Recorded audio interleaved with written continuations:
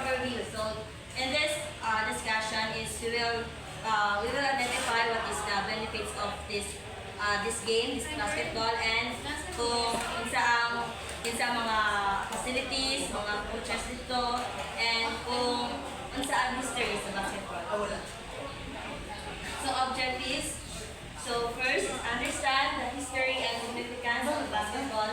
Recognize the importance of fitness benefits in basketball. Familiarize with basketball terminologies. Identify and describe the equipment and facilities in basketball. And understand the mechanics and rules of basketball. Okay, so history of basketball. Basketball's origins in 1891. Basketball was invented in December 1891 by Dr. James Naismith, a Canadian physical education instructor. He worked at the International YMCA Training School in Springfield, Massachusetts, in USA. The goal was to create an indoor sport to keep athletes active during the cold winters. Naismith wrote 13 basic rules and used a soccer ball and 2 fish baskets as well. So, ang nag-invento sa basketball is si Dr. James Naismith. Dati siya, iyang goal is to create para maka-create siya og indoor games para sa ilang sa ilang season para sa cold winters. Para naay kalingawan ang mga humans, mga people. So, early growth, 1890s to early 90s. Basketball quickly spread through YMCA centers across the US and internationally.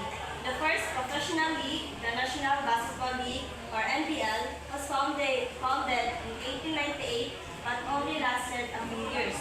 Colleges began forming teams and competing, leading to the rise of collegiate basketball. So in early 1890s or 90s is dala na nag-form og mga teams o ang mga colleges is nag-compete na sa mga another universities. So NBA formation 1946 to 1949. In 1946, the Basketball Association of America, or BAA, was founded. In 1949, the BAA merged with the rival league, the National Basketball League, or NBL, to form the National Basketball Association, or NBA. The global expansion is to 1950s to 1990s. Basketball spread globally after World War II, helped by American soldiers introducing it abroad. It became an Olympic sport in 1936 or Berlin Olympics. The NBA began showcasing international stars in the late 20th century, like Hakeem Olajuwon, Manu Ginobili, and Dirk Nowitzki, or Michael Jordan's rise in the 1980s and 90s brought basketball global popularity.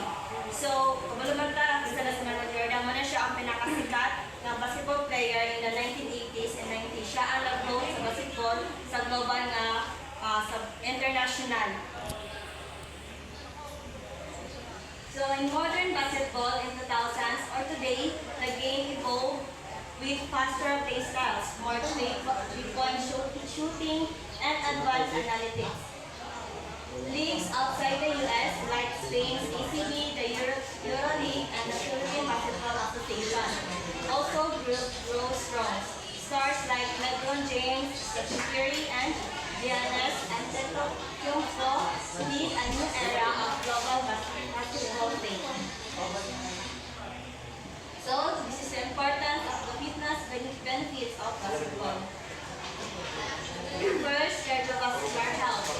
Basketball is fast-paced, running, jumping, and quick cuts. It keeps your heart pumping, improving your endurance, and lowering the risk of heart disease. So, muna siya kung sa ka-benefit sa basketball.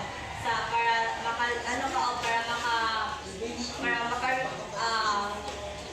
mag-improve ang imong endurance o para maka-avoid ng heart disease ng sakit. And also, maka-help din siya sa imong heart kay apin man siya sa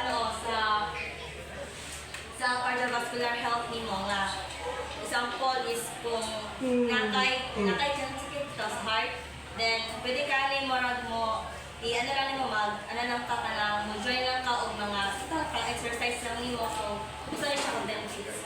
Then, number 2 is builds strength and muscle tone. It's a full body workout. Your legs or sprinting, jumping, core, balance, movement, and arms, shooting, passing, all get stronger the more you fit. So, build strength and muscle tone. So, kung without ana, is dilipod ka. Example, di ba sa basketball, is ninyo mo o strength kay kung hinatay ka o hinain mo legs, masas mo legs, is dili ka hinain mo ang pagdagan, di ba? So, dito na kakasya sa wala. So, improves agility and coordination.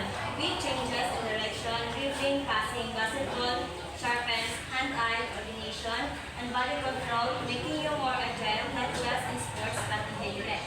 So, maka-improve po siya sa agility and coordination mo. So, dinadula is na-enjoy coordination mo sa iyong team. So, sa pagpasa pa lang sa bola, dapat kabulo na ka mo communicate sa mong kuyog. And kabulo po ka mo control sa mong lawas mo sa pagpasing mo sa bola para dapat kabulo ka nga sa ihan mo ihata or diligent ipalapas ba. Muna siya ang improve agility and coordination. So number 4, supports bone health. High impact activities like jumping and running help strengthen bones, reducing the risk of osteoporosis later in life. So, ang ika-opa is support siya sa bone health is muna siya ang para ma-straight strengthen na ang bones and para ma-reduce po na ang kanang sakit na osteoporosis. And boost mental fitness. Basketball demands focus, decision-making, and teamwork. It improves reaction time, sharpens your mind, and even helps lower stress and anxiety. So, ang pagtulak ko ng basketball is maka-boost ko siya sa mental fitness. Example na is kung stress ka, pwede mo ituon sa basketball ng tula para ma-less mo ang ginawa na and maka-focus po ka sa mga decision-making na sa basketball. And 6 is encourages healthy habits. People who play basketball often build good fitness habits like regular exercise, hydration, and good nutrition that can stay for a lifetime. So, as a player ka sa basketball is mo na imong need na imong kailangan para maka-build ka og strong muscles. Dapat naga-exercise ka, dapat consistent ka kung mag-exercise ka karon, dapat sa next na po is exercise gihapon kay para imong muscles is mo strengthen pag sumod. So,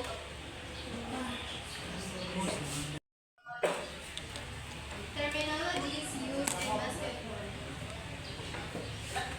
Sa basic terms kay nandiyan dribble, bouncing the ball on the floor while moving, pass, throwing the ball to a teammate, then third kay ang shoot, attempting to score by throwing the ball into the basket. Third, rebound, gaining positions of the ball after a missed shot. Then, assist, a pass the lead directly to a mate basket.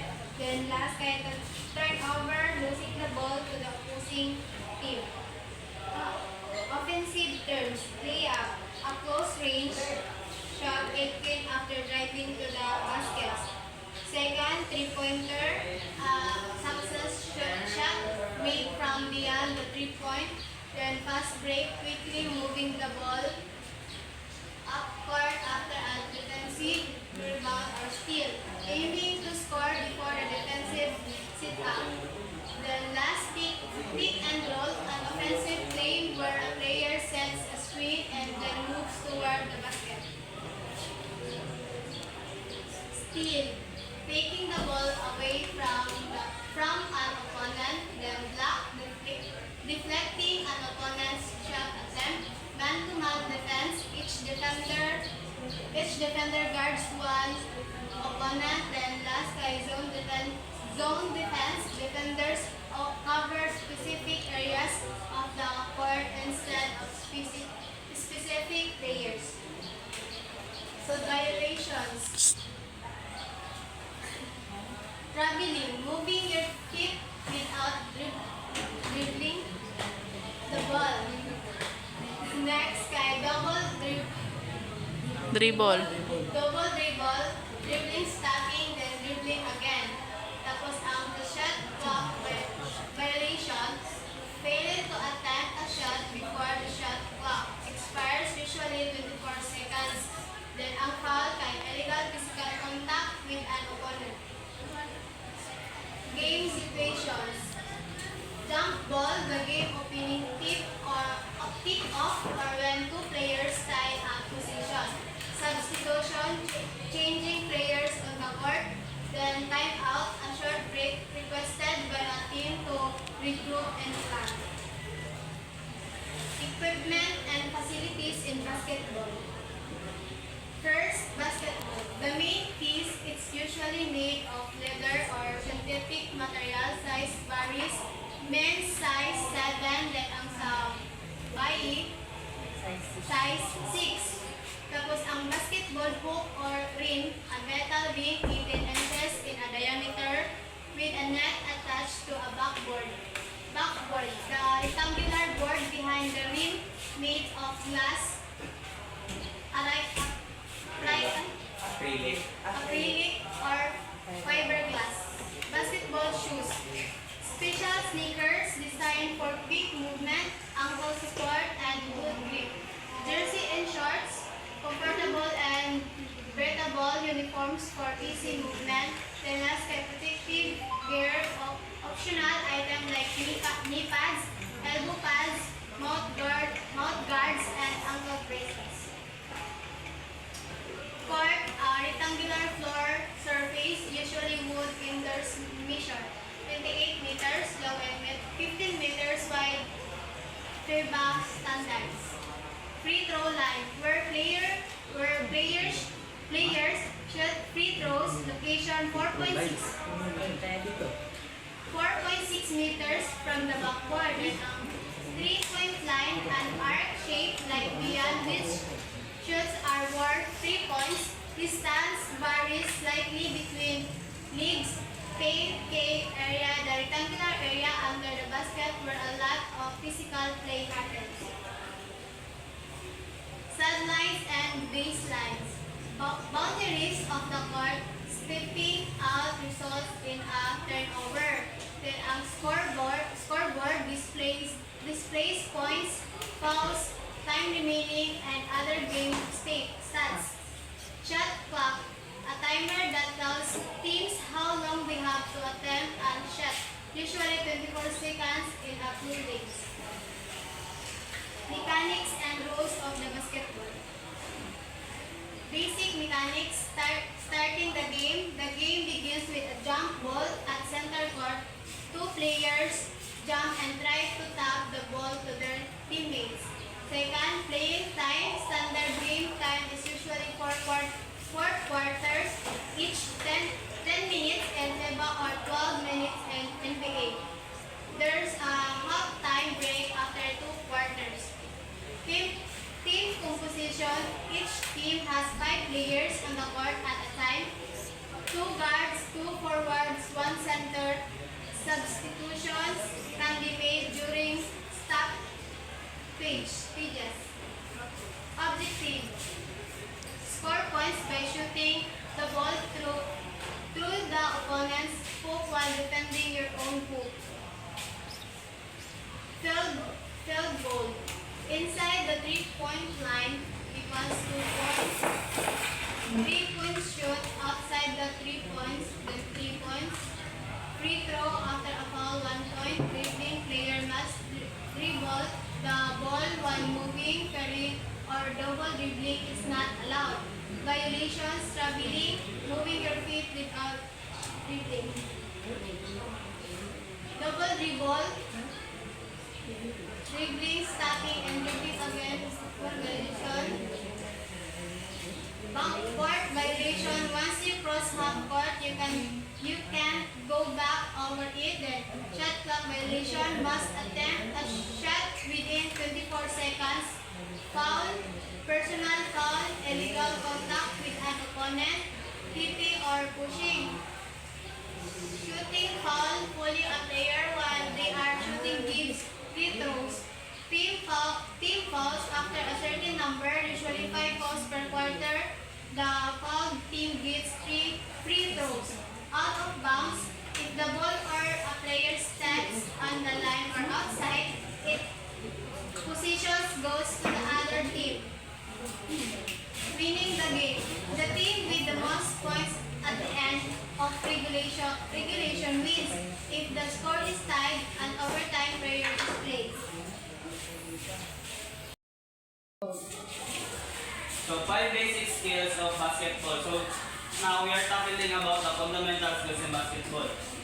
It is the real basketball player who can do it all at the highest level. Michael Jordan, Magic Johnson, and LeBron James had the ability to handle the ball, pass it, shoot it, rebound, and play defense with the best of the best. If you excel at one or two of the 5 basketball skills, there will be a place for you on most basketball courts. And if you excel at all 5, the sky is the limit.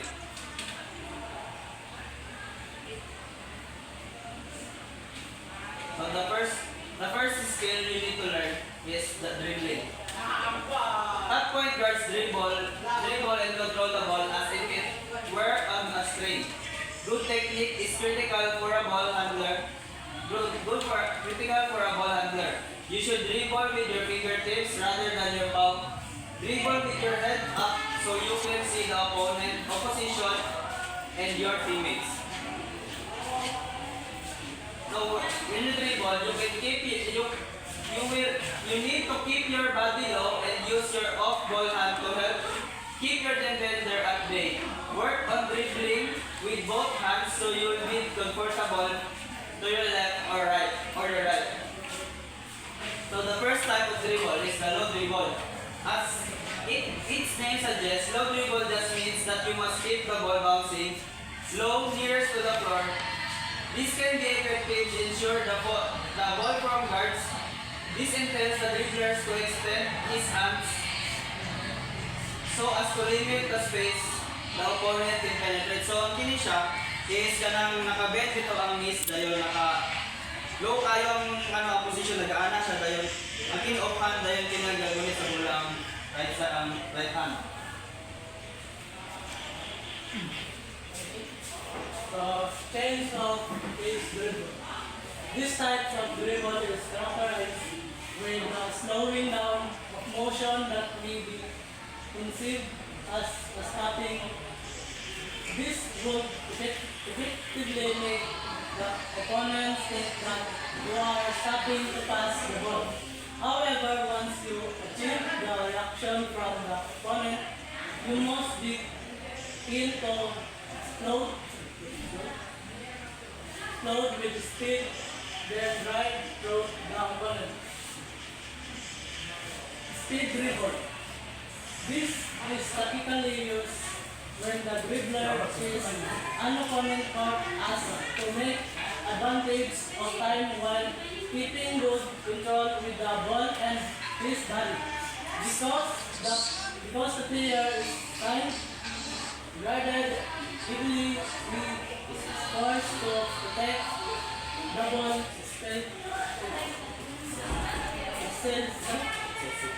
excessively. This gives him a good chance to make faster dribbling while achieving some distance. Crossover dribble. This type of dribble is used to deflect the guarding player. It is characterized by one hand dribbling while pushing the ball in front. After which, the offensive player will have to float right through the opponent.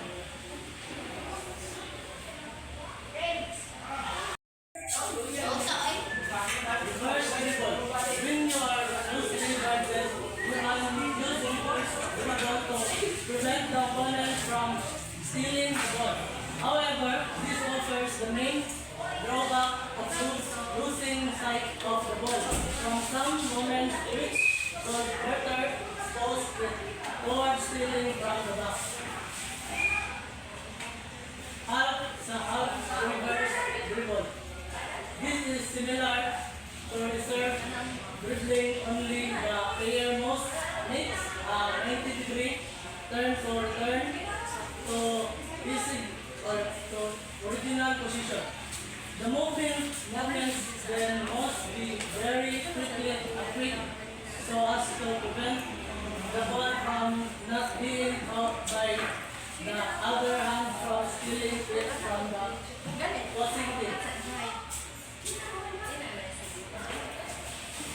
As a dribble, this makes use of a head-shoulders fake combination with a up rope change of piece.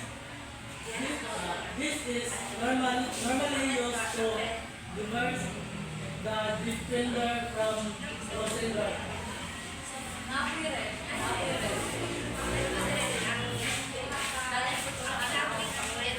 So the next skill you must learn is passing.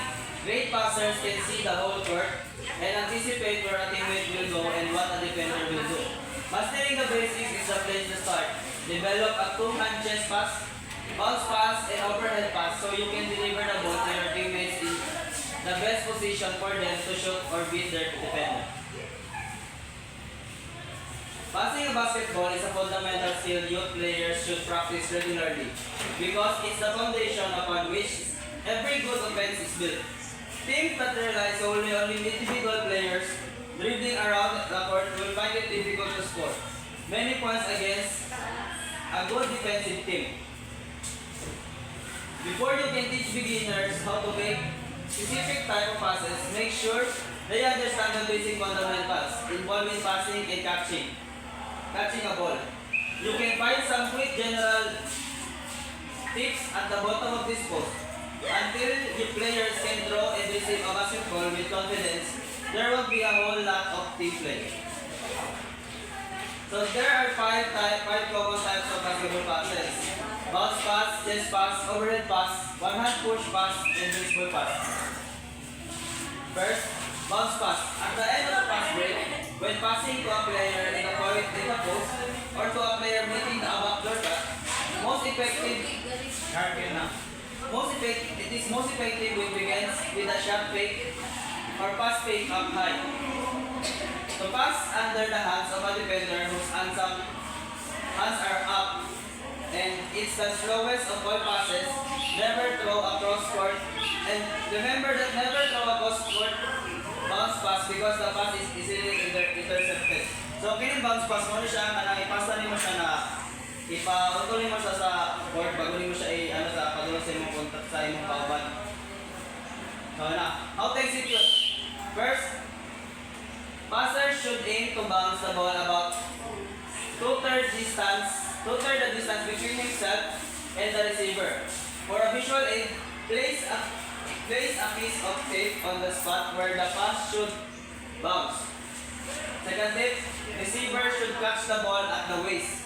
So dire siya naa siya sa hawak ng mato. Then next, pass should be pushed upward, not thrown down. So pa gawas ang pasa dili siya pa ubos kay kung paubos siya mo kung man siya pababaw. Next, pass should start at the waist with arms extending outward to the spot where the ball should bounce. So muna to tayo hindi mo nagkira paana. Then next, pass should never begin from the chest or overhead because this causes the ball to bounce too high. And lastly, hand should follow through about the waist height. So next, chest pass. When to use? There are two scenarios. Most efficient and effective pass for ball movements. To get the ball to a teammate when there's no defender in passing. So chest pass kaya siya gagikan. Ulit kasi sa tungkol sa bola na. Kini how to execute? Pass should begin at the passer chest and be caught at the receiver's chest area. So kung hindi magpasa, dapat dili mo musalo. Ball's flight should not have much an arc. It should be pretty direct flight. Hands should follow through chest high.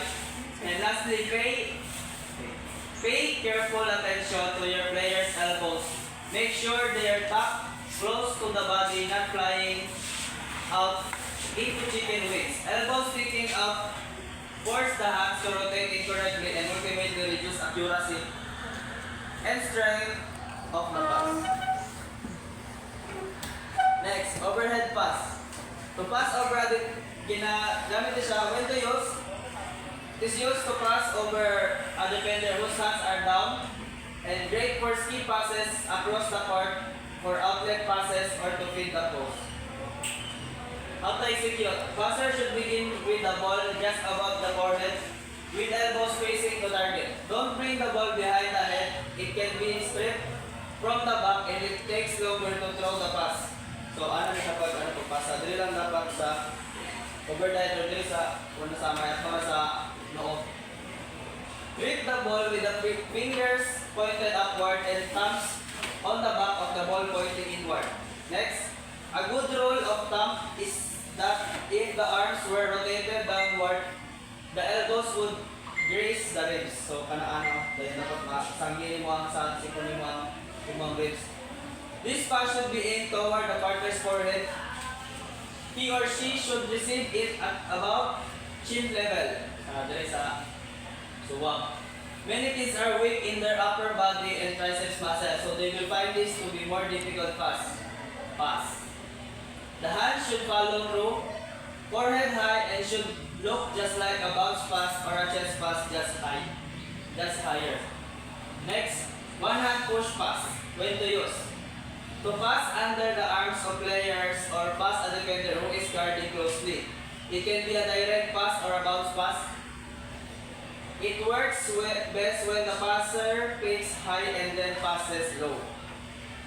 How to execute? Just like a regular bounce pass, the passer should aim to bounce the ball about 2/3 the distance between herself and her partner. The partner should receive the ball in the waist area. The pass should be pushed outward, not thrown down. To teach this pass, a player needs to have an obstacle to step around. I suggest using a cone or something small at first, which is placed about 2 feet from the passer directly in between the passer and the receiver. If passing on the left side of the body, the left hand is used to pass. If passing on the right side, use the right hand. Crossover step.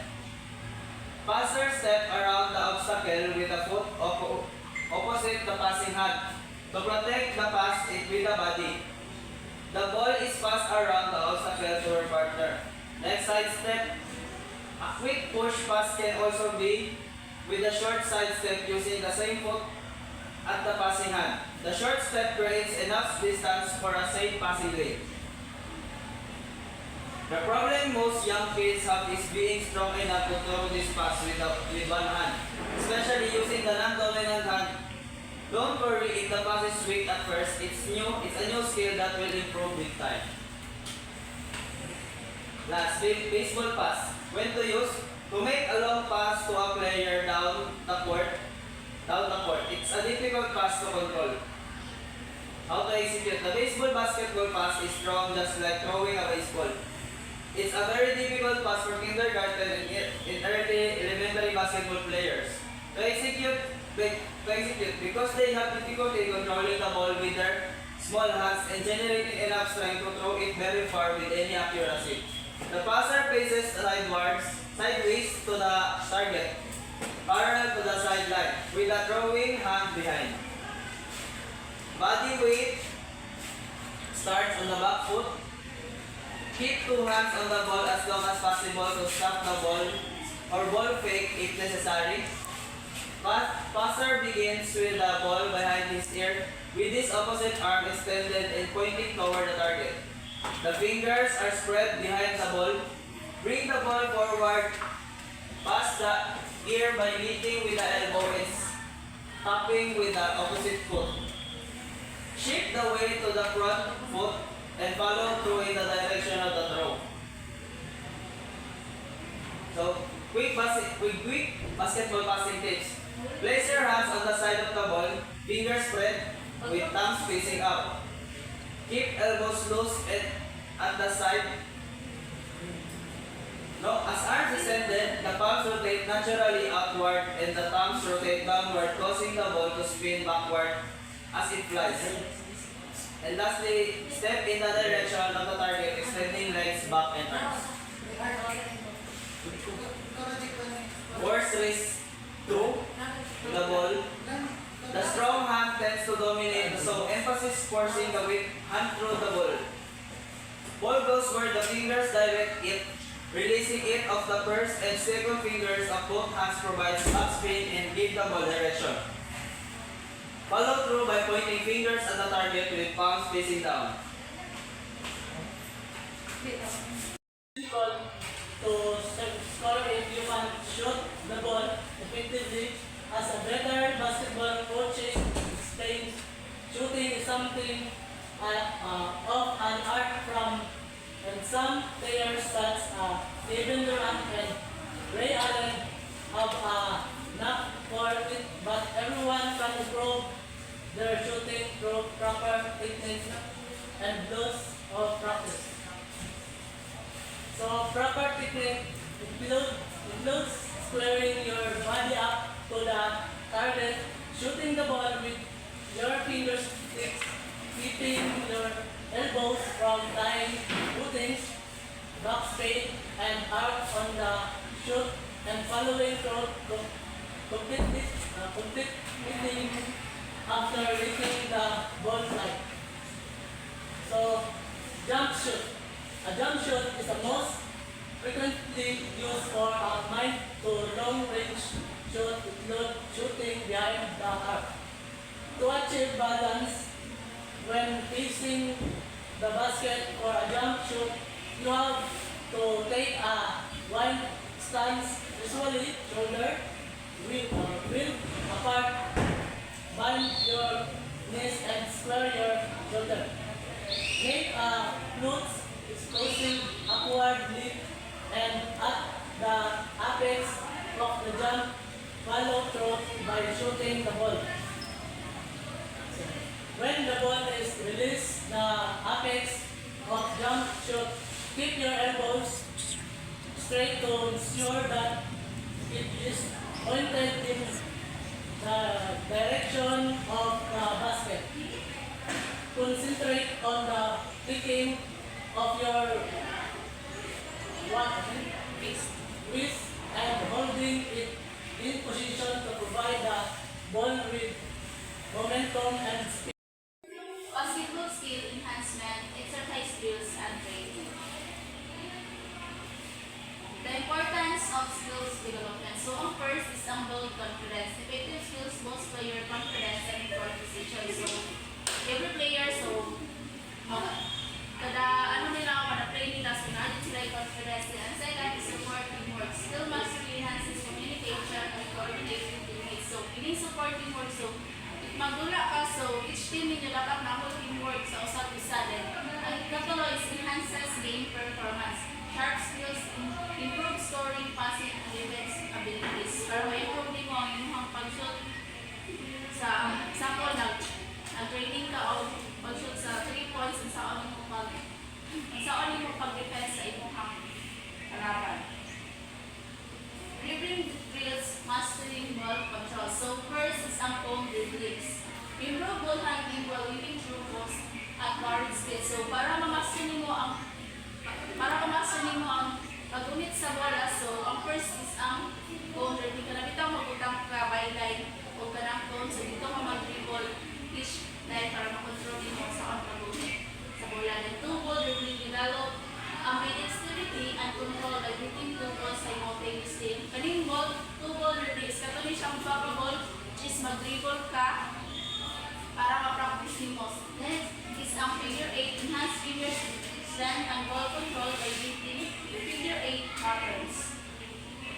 Shooting drills, accuracy and consistency. Form shooting, focus on consistent shooting, form from close range. Nga form shooting ka na itong ianana yung pag-unit sa bola para mag-shoot ka. Then ang ikalawa is spot shooting, practice shooting from multiple court spots to improve range. Yung spot shooting, dapat ito pag mag-shoot ka is pag ma-shoot mo is 3 ang buwang score. Every court na siya is spot shooting. Next is ang catch and shoot. Simulate game scenarios by shooting after receiving the ball. Kini catch and shoot ug kani itsa sa imuha then mudagan ka then i-shoot mo sa ring. Passing drills, teamwork, and precision. First is ang chest pass. Develop strength and accuracy for quick direct pass. So kaning chest pass is para sa ginoo dumod na pagdala sa chest then ipasa nimo sa imong kauban. Then ang dalawa isang bounce pass, ring timing, at angle to execute effective bounce pass. Yung kining bounce pass is kanang i-bounce nimo siya sa simento para maadto sa imong kauban. Next is ang target passing. Improve precision by aiming passes at small target zone. Ini target passing, so before mo ipasa imong bola sa reacher, kanang kumbaga tan-awon nimo o imuha ba yung kauban ang imong pasahan. Next, bounding drills, securing position. So, positioning practice establishing strong box out stance with a quick footwork, then timing, develop the ability to time jumps perfectly for dogs. Then, hand step is enhanced grip and secure ball control upon the grounding. So, kailangan ang position is nalit ka sa kanang middle para then, timing po din mo pag-jump para ma-perfect mo o makontrol mo kung paunsa nimo siya maribang. Then, defensive drills, stance, movements, and positioning. So, ang defensive slide, maintain low stance while sliding quickly side to side. So, kailangan ka na ito. Alay nga nito.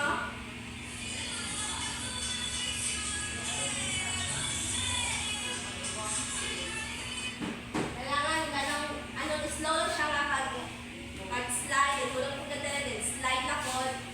Then, a close out, a push, a shooter, rapidly while staying balanced and defensive. So, ang close out, kaya na siya yung rabbit out garter, dili ibuta mo, rabbit out, atangan mo ba, kana bitaw mag-shoot na, mag-shot na, pero mo silang dinatangan ba, para dili makuha ng bola. Then, ang positioning, keep proper and distance with the black passing guys. Agility and conditioning drills, enhancing athleticism. Ladder drills, most foot speed and coordination with quick ladder step. Then sprint intervals, develop explosiveness and endurance through time sprint and jump training, increase vertically with plyometric exercise. So ang ladder drills kay kanabit ang rag pareha nga niyo mga sa isahon niya siya tambak then napot isa ra ano sa tail nila then ang jump training kay na siya mga pamaagi para makuha nimo ang kanabit ang taas nga ang back. Dala na siya mga exercise nga makuanan na. Then, integrating drills into training programs. So, ang balance system is combine skills, conditioning, and teamwork drills continually. So, kailangan i-combine niyo yung mga skills o kailangan sa inyo is not doing teamwork alam makuha na ninyo. Then, progressive difficulty, increased drill intensity and complexity as skill develop. Then, recovery focus incorporates stress and injury prevention strategies and memory. So, ang recovery is kailangan na-achieve mo tayo lang na naamoy mga naamoy kanang rest, then mga hydration, mga ingana. Tapos last kay conclusion, continuous improvement and skill mastery. Consistency is key. Regular practice drives lasting skills advancement. Next, stay motivated, set goals, and embrace challenge to grow continually. Focus on fundamentals, mastery, or basics creates a strong basketball foundation. Let's share physical basketball. Identify and interpret the difference between hand signal use of basketball. Shooting demonstrate the ability to perform accurate, efficient hand signal drills. simulate or actual games. Exhibit confidence and fairness in applying officiating decision while fostering sportsmanship. Basketball violation signal. When a violation occurs, you will always hear the referee blow their whistle and raise an open hand in the air before signaling the violation. The open hand in the air signals a dead ball. The referee then uses their signal and then the ball is hit out but resume play. Different hands signal in basketball game. Sa mga traveling. Ano siya? Ano niya pa? Ano? Next. Double dribble. Patumit ang pag-dribble mo rin. Yan, panin mo balik. Ano siya? Next. Carrying the basketball.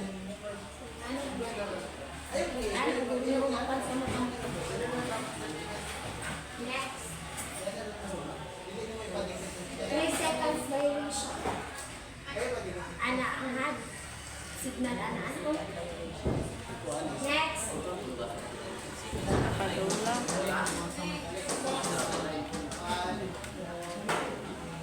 5-second violation. Next.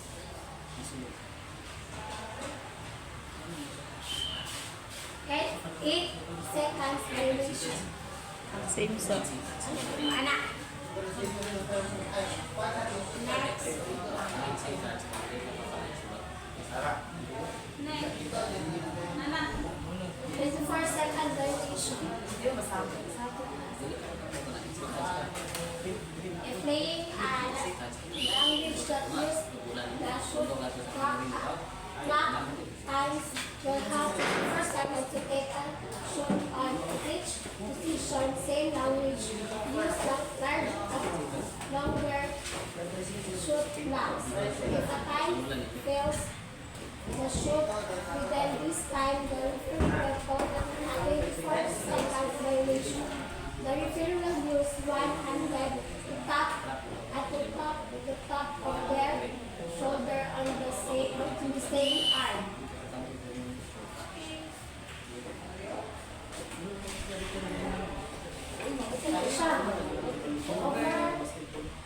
Overhand, back, overhand, overhand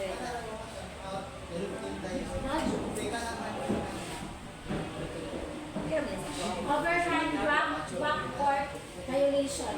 When a time this says the basketball in overhand back court violation. When the time processes the basketball in the fourth court, then a player with the ball goes into the back court without the reference touching it. If an over and back violation occurs, the referee will place their hand up when their thumb down and move it back and forth from side to side like their hand is going over the line. Sani?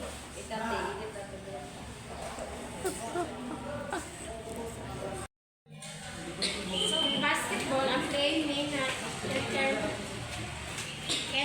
intentionally kick the basketball. If they do, the official will blow their whistle to signal a kick or a fourth. The referee will point at their foot. Anong yan? Ay, ibutan daan kamu.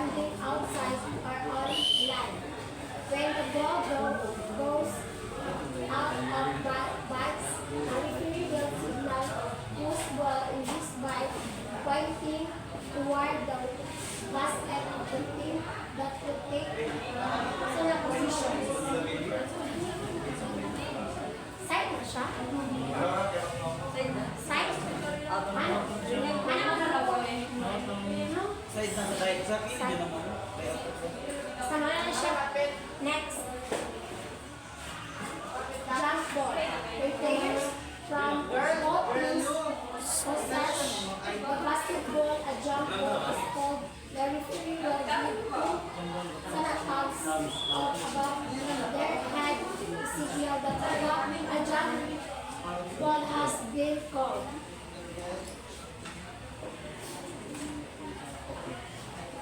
Next. Basketball games. Hindi pasasa. Makanulabing. Calling signals will follow course. The first thing a referee will do is blow the whistle and place a closed hand in the air. The closed hand means that a foul has a cord which is different from the open hand, which signals a violation. After the foul, of course, the official will signal what type of foul it was. They will also go to the scorers tables and tell the scorekeeper who the foul was on, and also the signals for the type of foul. Different Blocking shoot. When a defensive player does not have a legal guarding position and anything in defense, the Bulldogs progress a blocking foul occurs. The referee signals the blocking and placing both hands of her lips. Ay, ano? Gusto ko, naguro ko sa picture. Sige. Charging foul.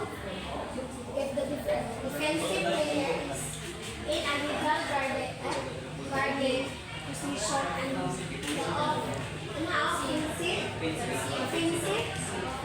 offensive player knock them off their spot regarding foul is also called the player control foul.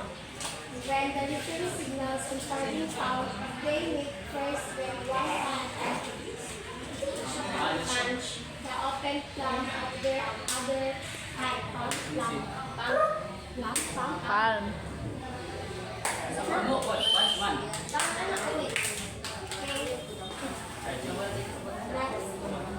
Also, hand-shaking foul. Defensive players are not allowed to limit one handler ability to move with their hands. The defender does limit the movement with their hands and hand-shaking before whistle. For this signal, the referee will clap one hand's Sana siya?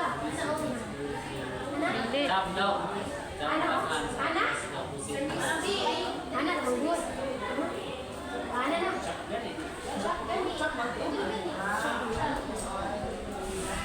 Next. Holding foul. In basketball, they are not allowed to grab other players' jersey or any of their body parts. A holding foul is called let's signal. Holding foul is made of fixed while with one hand holding the arm out and then grabbing the wrist with her other hand. Ano siya?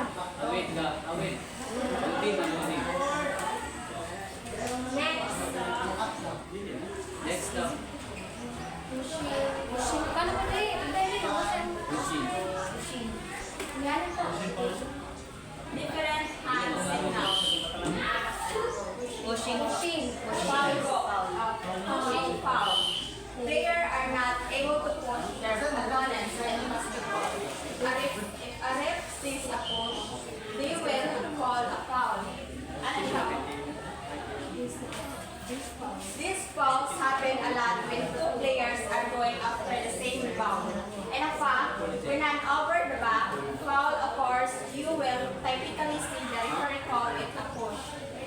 The signal for pushing is a put. Put.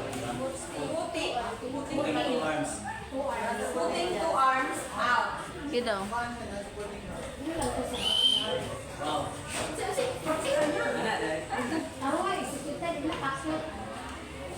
Next. Elbow foul. Elbow foul. Elbow foul. If a player gets aggressive with their elbows and connects with an opponent, a foul will be called. Sometimes these fouls can be deemed flagrant and can result in 2 shots and the ball for the team that got hit by the elbow. The official will signal this type of foul by swinging their elbow. I saw. Next.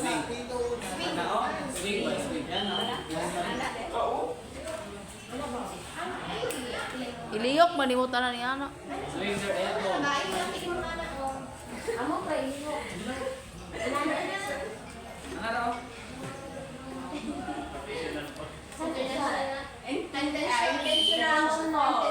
Foul. Foul.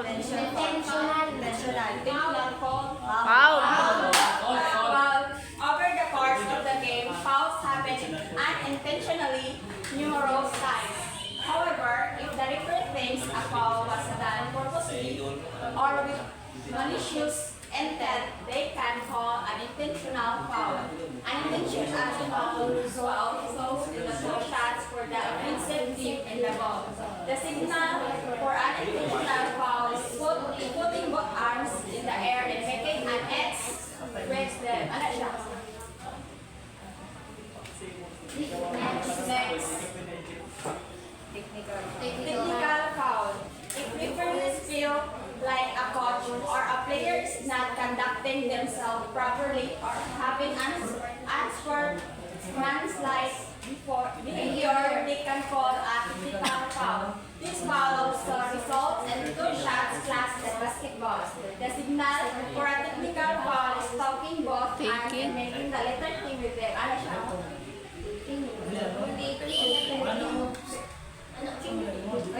Uy, time out man ini. Time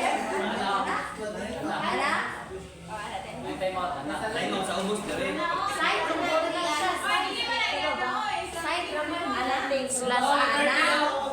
Letter T daw. Sa letter T sa babaw. Sa babaw ni sa ibutang. Hands and making the letter T. Babaw. Time out man sa ubos. Then, Sige na, okay na. ana, basta rin matungkan. Sino nang Bagyo. Their hand signal. A simple and hand signal to know. Sometimes referees will make signals that don't indicate a violation or a foul has occurred. These signals can be found below. Substitution. When teams want to exchange an on-court player with someone on the bench, the coach asks for a substitution. At the next bid off, the referee signals the substitution by making an X with their arms. Sab. Okay. Start the clock. Start the clock. In basketball, there are a lot of dead balls where the clock is stopped. The clock doesn't start again until a player on the floor touches it. Instead of the timekeeper making a judgment of when to stop the clock, they look for a referee signal to start. The ref will have their hand in the air until it's time to start the clock. Once the time has come, the referee will drop their arm down and the time will start.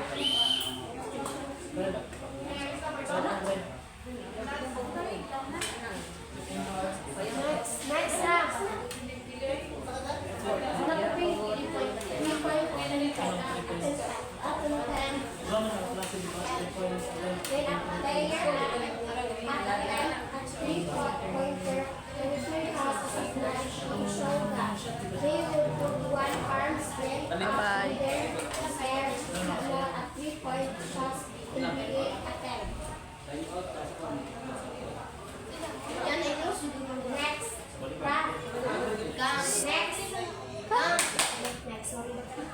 3-point pick.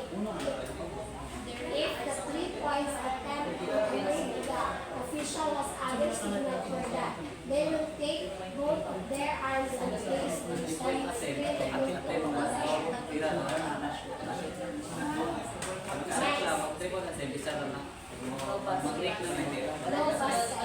Sometimes the shots are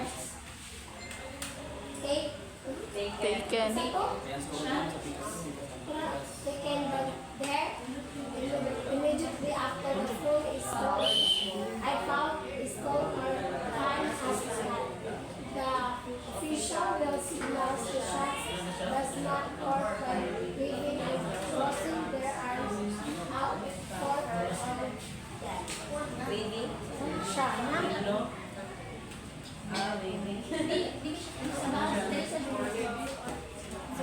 Sige na. Sige na, next. Time out. Time out. Other type of time out is time out. The signal for this is take both arms straight out of the side where the best is wait. Saan mo siya? Ano ba yun? Next round. Next. Appreciating officials. Basketball officiating officials. In a basketball game, officiating officials enforce the rules, call fouls and violation, and ensure fair play. In a typical basketball game, there's a minimum of 5 officials. So, ang lima ka 5 officials, a referee, an umpire, a scorer, a timer, and a shot clock operator.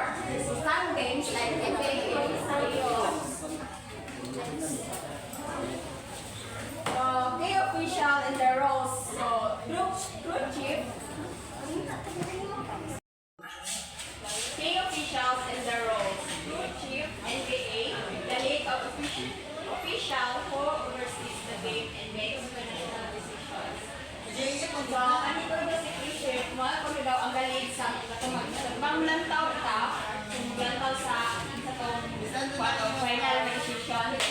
Ang referee enforces rules, call fouls, and violation. Kaya si referee, mga kung daw niya ang tawag sa fouls o sa itong mga mali bitaw.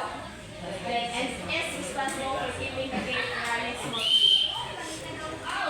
The umpire also enforces rules and assess the referee in the making calls. So, mga nagapon sila ni referee. So, next. Sige na. Scorer Yes, keeps na. track of points, fouls, and other game statistics. So, kani si scorer, makukunagan siya ang katumaglista dito sa mga score. Ang timer operates the game clock and shot clock. Wala siya ang kanang kuan sa kalitang time. Replace center NBA assess of official with staff calls by viewing plays on video. Other officials may include assist scorers, assistant timers, and other personnel depending on the league and game format.